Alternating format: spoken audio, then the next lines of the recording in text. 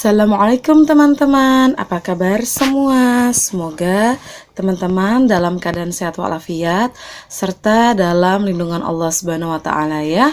Amin. Teman-teman kelas 5. Seperti biasa, sebelum memulai sentra kita berdoa dulu ya.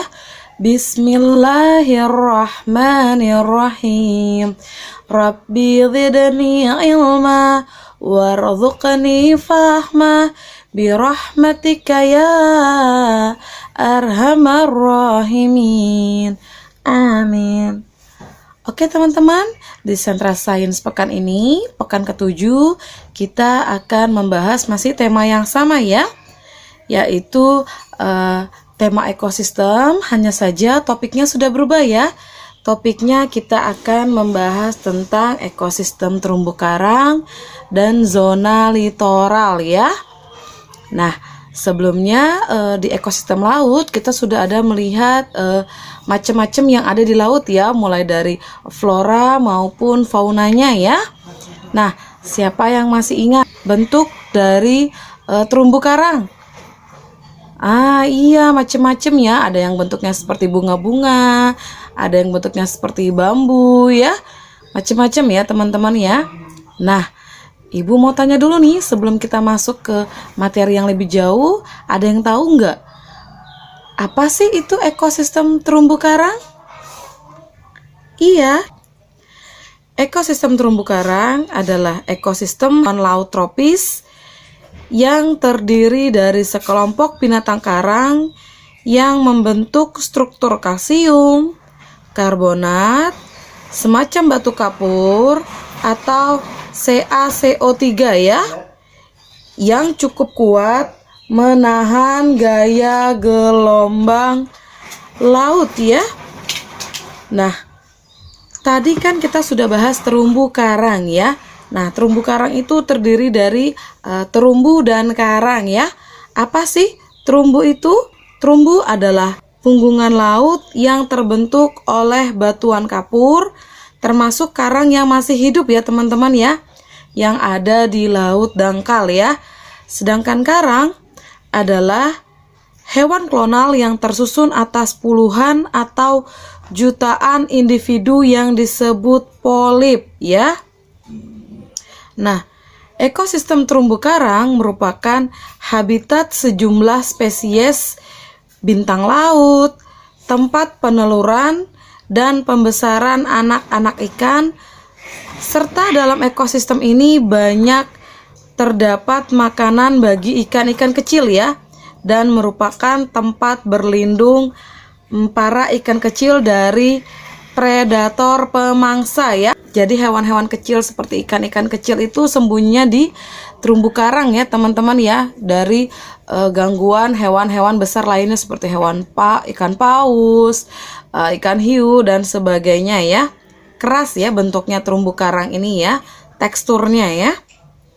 Nah, terumbu karang terbesar di dunia itu adalah Great Barrier Reef ya.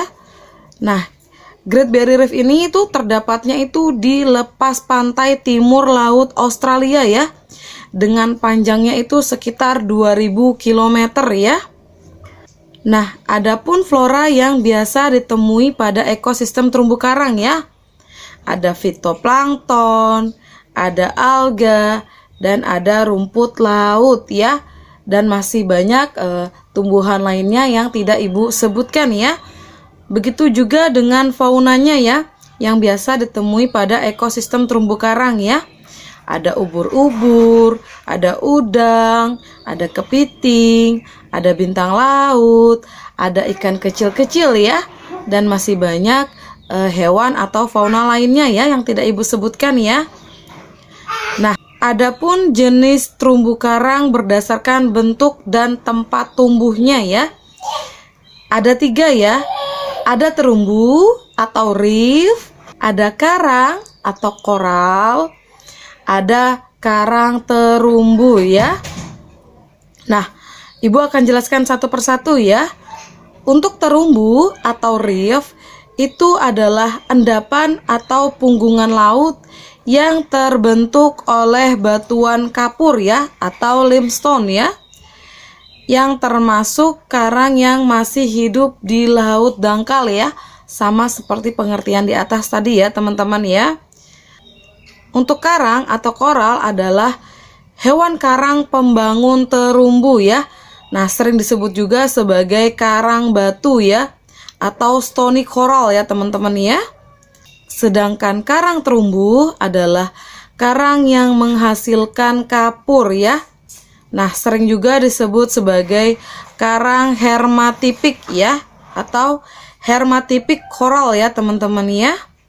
Nah, jadi ekosistem terumbu karang ini banyak sekali manfaatnya ya. Nah, kita akan sebutkan satu-satu ya fungsi dan manfaat adanya ekosistem terumbu karang ya. Yang pertama, sebagai sumber makanan. Yang kedua, sebagai sumber pelindung ekosistem pantai. Biasanya itu sebagai penghalang gelombang yang besar ya teman-teman ya. Yang ketiga, rumah bagi banyak makhluk hidup di laut. Yang keempat, sebagai sumber obat-obatan. Yang kelima, sebagai bahan baku industri dan perhiasan. Yang keenam, sebagai objek wisata ya. Dan yang ketujuh, sebagai sumber pendidikan atau laboratorium alam ya. Nah, adapun faktor yang mempengaruhi perkembangan ekosistem terumbu karang ya. Yang pertama ada suhu, yang kedua adalah salinitas air, yang ketiga cahaya dan kedalaman, yang keempat kecerahan, yang kelima gelombang, yang keenam adalah arus ya. Nah, ada juga nih faktor-faktor yang dapat merusak ekosistem terumbu karang ya. Yang pertama, erosi tanah dari penebangan pohon yang terbawa ke laut ya, dan menutupi karang sehingga tidak dapat tumbuh ya. Yang kedua, aliran air. Yang ketiga, berbagai jenis limbah dan sampah di laut. Yang keempat, bahaya pemanasan global. Yang kelima, uji coba bahan peledak dan nuklir di laut ya. Jadi berbahaya sekali ya teman-teman ya. Yang keenam, cara menangkap ikan yang salah ya, seperti menggunakan racun dan bahan peledak ya. Yang ketujuh, penambangan dan pengambilan karang secara berlebihan. Yang kedelapan, serangan bintang laut berduri ya. Nah, bintang laut ini tuh ada macam-macam ya. Salah satunya adalah bintang laut berduri ya. Bintang laut ini adalah jenis hewan yang suka memakan karang ya teman-teman ya. Yang kesembilan, adanya bencana alam. Yang ke-10, membuat jangkar pada pesisir pantai ya. Yang ke-11 adalah reklamasi pantai ya. Nah, reklamasi pantai itu maksudnya adalah penambahan luas areal daratan ke arah laut ya, dengan cara menimbun laut dengan material tertentu ya, seperti batu, pasir, dan tanah ya. Nah, teman-teman kalau mau lihat contoh reklamasi pantai itu, di belakangnya BC, Mall Balikpapan Plaza, itu kan ada tower-tower atau apartemen yang sedang dibuat ya. Nah, dulu kan belakangnya BC tepat langsung laut ya, pesisir pantai langsung laut. Nah, ini sekarang kan agak lebih luas ya daratannya ya, karena akan dibangun bangunan-bangunan seperti apartemen ya. Nah, sebelum jadi bangunan itu di laut yang di sana itu direklamasi ya, jadi dibuat daratan, ditambahin tanah, bebatuan biar keras ya, biar jadi daratan. Itulah yang disebut reklamasi ya teman-teman ya. Nah, adapun upaya pelestarian terumbu karang ya. Yang pertama, mengembangkan kawasan konservasi laut ya, seperti kawasan Suaka Alam, Suaka Marga Satwa Laut, Taman Nasional Laut, dan Taman Wisata Alam Laut ya. Yang kedua, menanamkan pendidikan kepada masyarakat luas ya, khususnya bagi yang tinggal di sepanjang garis pantai, tentang manfaat dan dampak akibat kerusakan terumbu karang ya.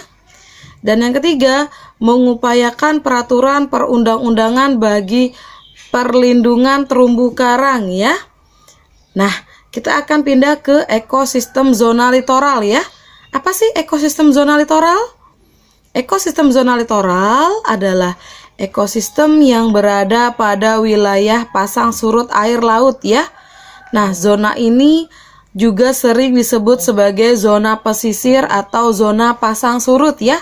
Kita sudah ada bahas waktu di ekosistem laut ya teman-teman ya. Nah, adapun flora yang biasa ditemui pada ekosistem zona litoral ya, yaitu plankton ya. Karena zona litoral ini tidak luas cakupan wilayahnya ya teman-teman ya. Jadi sangat sedikit ya flora dan faunanya yang terdapat di ekosistem zona litoral ya.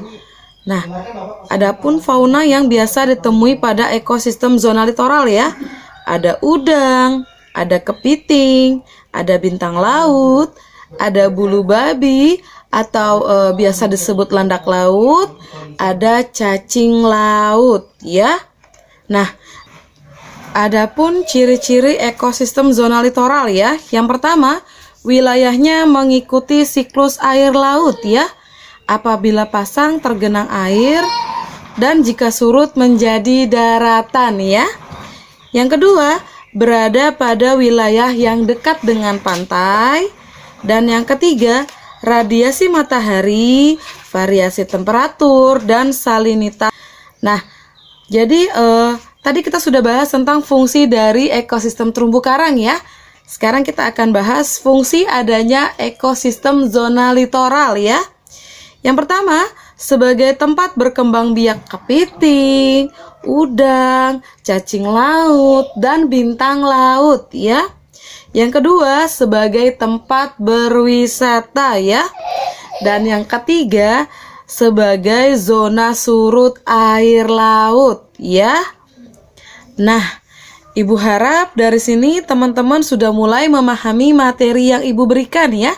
Jika ada yang kurang jelas, silahkan ditanyakan pada saat recalling atau minta bantu sama pendampingnya di rumah atau orang tuanya di rumah untuk menghubungi Ibu ya via WhatsApp. Oke teman-teman, seperti biasa pesan Ibu jaga kebersihan, jaga kesehatan, makan makanan yang bergizi ya, olahraga, bermainnya di rumah saja ya, mandinya juga yang rajin, sering-sering mencuci tangan ya teman-teman ya. Nah, pastikan teman-teman di rumah saja, tapi jika harus keluar rumah, pastikan teman-teman menggunakan masker, face shield, dan hand sanitizer ya. Oke teman-teman, kalau begitu Ibu tutup dengan kafaratul majelis ya. Subhanakallahumma wa bihamdik, asyhadu alla ilaha illa anta, astaghfiruka wa atubu ilaihi, walhamdulillahi rabbil alamin. Assalamualaikum warahmatullahi wabarakatuh. Sampai ketemu di Sentra Sains berikutnya.